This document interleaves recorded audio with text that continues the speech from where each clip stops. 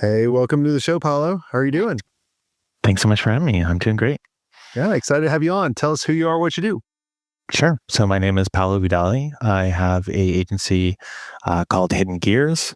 We focus solely on e-commerce, and within that, actually Shopify.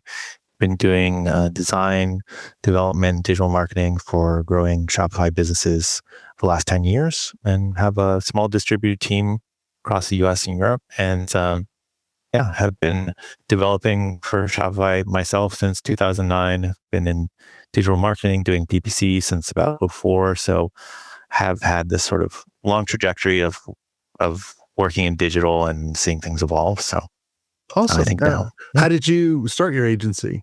Are you an accidental agency owner? I think it was accidental that I ended up doing it full time, perhaps, or I backed into it a little bit. At the time, I was working for a digital marketing agency, doing a lot of B2B, a lot of lead gen. They didn't touch e-commerce at all. So they actually allowed me to do this kind of hidden gears, named freelancing as side work for a couple of years. And then at a certain point, I realized, what I was spending my nights and weekends doing was actually something that was scalable, that I could work for myself and try that out. And, was in a fortunate time in my life to have just really low cost of living in upstate New York.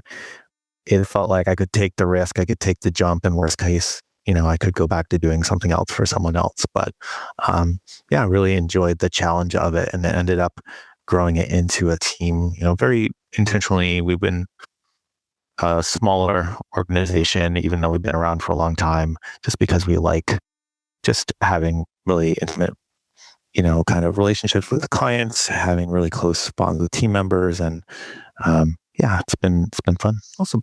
And, AI has been the talk of the town for the past couple years, and it's really changing a lot of the landscape, where, you think of like content agencies, that used to write all the content. Now, AI, someone in AI can write, or like when I am drafting up an email or copy for a landing page or need an image, it's amazing what you can do. How is your agency using AI?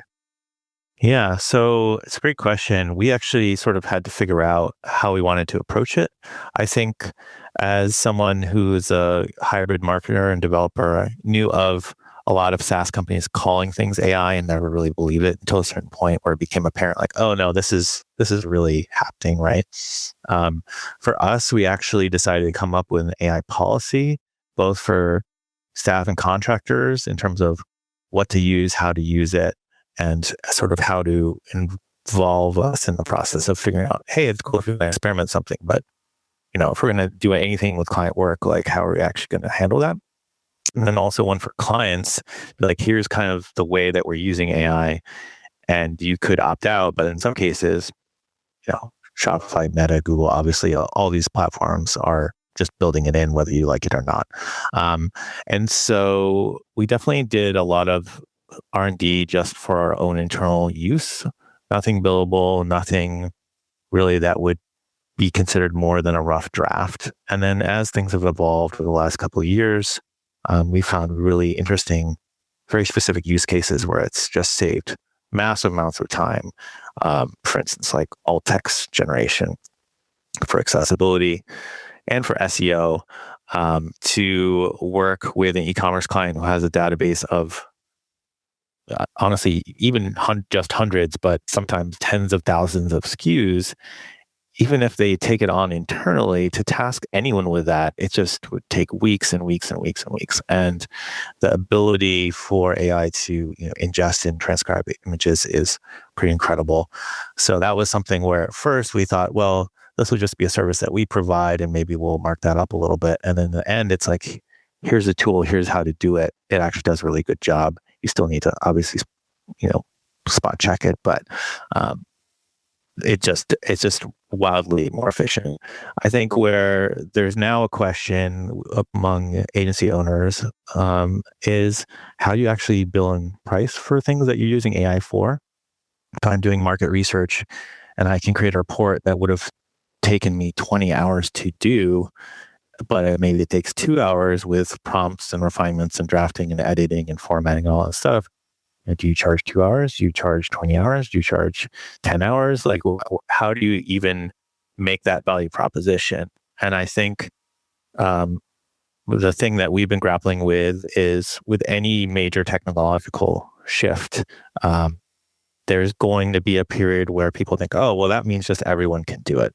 The reality is still taking tons of experience and very limited, specific knowledge set, and saying we have such depth in this area that if we use AI, it's going to be different if you're using AI or a random person is using AI or even a client is using it, right? And how do we value that ability to put in our input and get different things out? Yeah.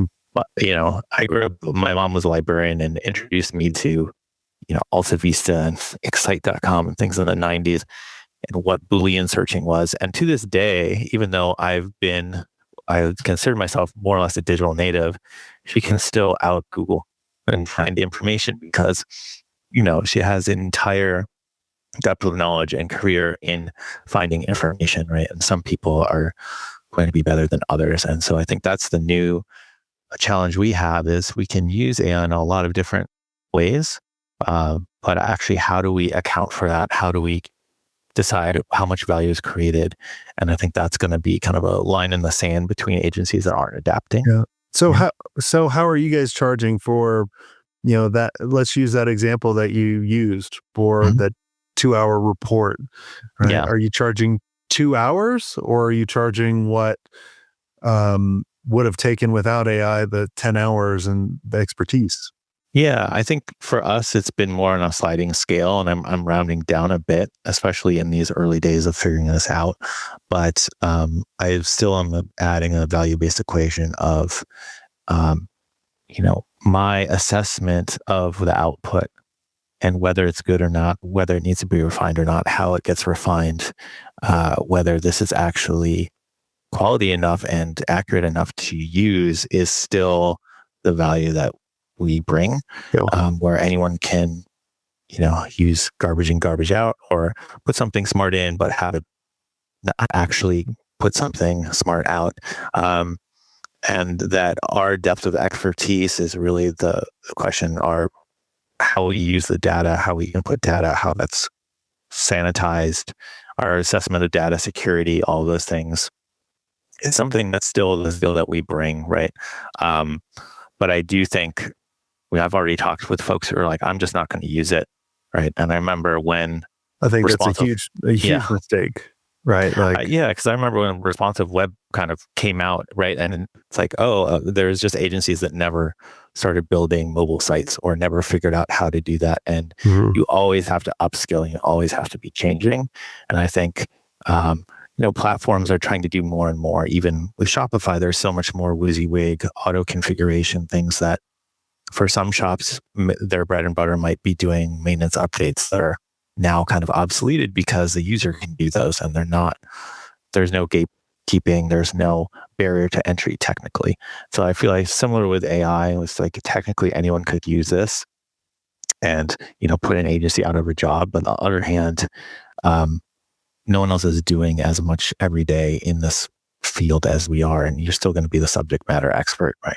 Well, I think people need to adapt. It's kind of like if you look back at farming in the 1800s, right, or the early 1900s when the tractor came out. They were like, oh, the tractor's gonna but John Deere used to sell wagons, for what I remember. I'm not from the 1800s, but from the research that I know, a lot of people may think I'm from the 1800s, but right, like you have to adapt. And I always believe in charging for expertise. I don't care if it's kind of like that old saying, the refrigerator repairman comes, to fix your refrigerator that's not working. He literally takes 2 seconds and it's fixed. Then he gives you $1,000 invoice and they're like, what the hell? Took you 2 seconds. Why are you charging me $1,000? He's like, let me break down the invoice. Here's $100 to turning the screw, but here's $900 for knowing which screw to turn. Right? Like, I don't care if I can do something really fast. That's why I hate when people charge by the hour. Right? Like, because as you get more efficient, with these tools, AI, you get smarter, that kind of stuff, you have better processes, you're going to make less profit. Yeah, you won't lose money, but you're making less profit, and they're not paying you for all that learning, that expertise. That's kind of why, like, I always like tell people, I'm like, pay me for my expertise, not my time.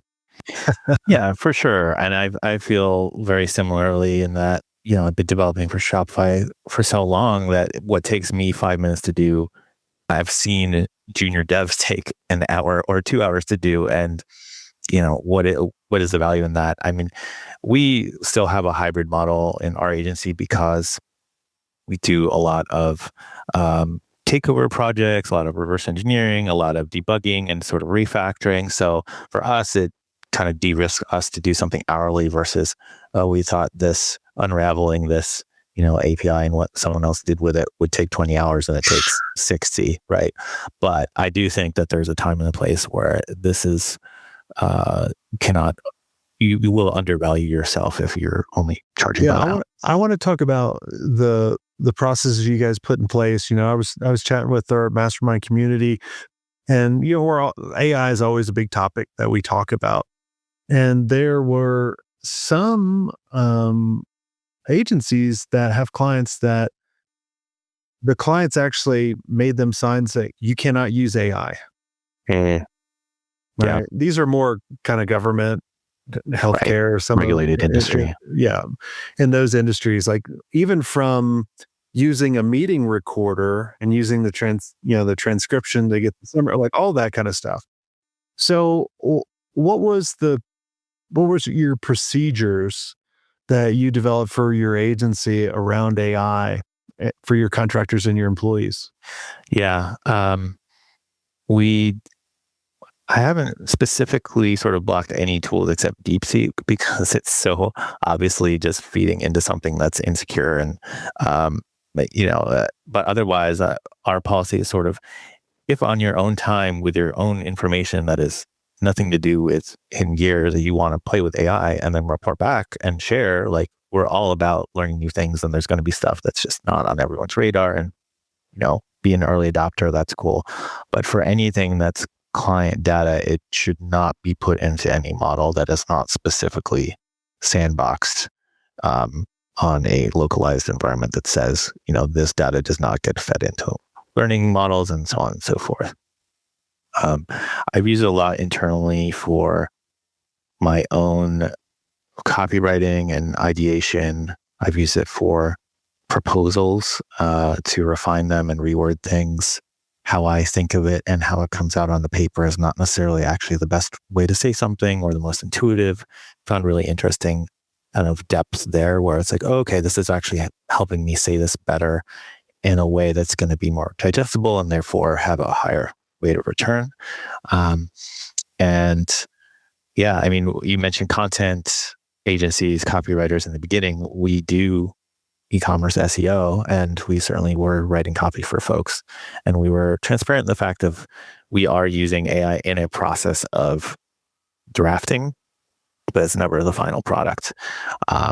And there's fact checking that has to happen. There's grammar. There's the weird hallucinations where it'll go off and do other things. It really has to be something where we feel it's an additive process that is helping us save time, which then in theory save the client money or improve the product rather than something that we're trying to do as a crutch or anything else. Mm-hmm. But I do think overall that the way people shop for, consider, and purchase content services and content marketing is now forever changed. Like that is absolutely different. We've definitely seen a decline in investment in SEO because I think most people feel at this point on the client side, well, I can just go to GPT and tell it to write me titles and metas. Why would I have you do that?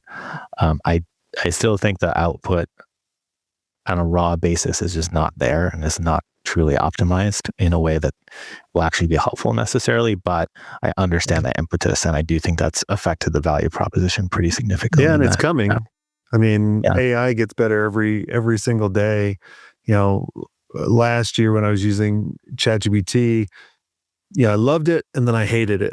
Like it would go through different versions. I was like, this is complete garbage. and then it's even better. And it just agencies need to really kind of adapt fairly quickly and not kind of be, scared of it. Like I'm constantly looking at new tools. I'm constantly telling my team, like, use it. Like this is, one of our core values at Agency Mastery is just, being resourceful. And if something used to take us an hour, if I can make it take us 5 minutes, damn, like, cause we're all about saving time and not getting trapped in that, that prison that most agency owners get trapped in because there's so much to do. We don't know what to do it. Like, yeah, no, it's actually completely affected my schedule and how much time I'm spending on things. We've been doing something also where it's essentially creating a parallel track. Like, hey, we're going to spend the time, do things the way that we're used to doing them. I'll put that, whether that's a design, maybe it's a strategic report or a UX audit or something else, and bill what we were going to bill, follow what we pitched, and just crank on, do projects. But also, we're going to take some extra time and just see what would happen if we actually did that using AI tool. What if we had the AI tool look at a screen recording or screenshots of the site, or analyze how the cart drawer interaction is, or so forth, and give feedback on that. Oh, does that change what we would have said? Should we actually now change something we did? But like have that as an option to sort of A/B test our own processes versus efficiencies. And sometimes they're like, yeah, it came up with these 10 things, and they're technically true, but those are not things that move the needle for revenue, right? It's not wrong, but it's not adding value. Or there could be other things, and we're like, wow, I never noticed that aspect. That's something that is actually adding value, right? And so I think that's an interesting way to go about it. If you do have the extra time, is not necessarily throw everything out you've ever done, but to start doing internal comparisons and saying, like, this is just our R&D. We're not billing this to client. This is not something that other people are paying for. We're just saying we're going to just test our assumptions on what we think we can do versus what AI can do, and see if there's efficiency. Awesome. Well, cool. Well, Paolo, thanks so much for coming on the show and sharing how your agency uses AI. And for everyone listening, if you guys enjoyed this, make sure you share it out and like the show. And if you guys want to be around other amazing agency owners and really be a part of a community that understands where you're at, where you're going, so you can actually get there a little bit faster and a little bit more confidence and have that support network, we'd love for you guys to chat with us about joining our community. Make sure you go to agencymastery.io, click the little scale button at the top right, and we'll have a conversation. And until next time, have a swank day.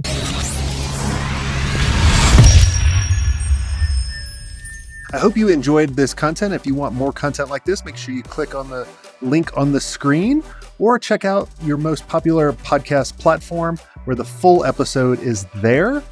And until next time, have a swank day. What are you doing? Go check it out. Click on the link. I'll see you soon.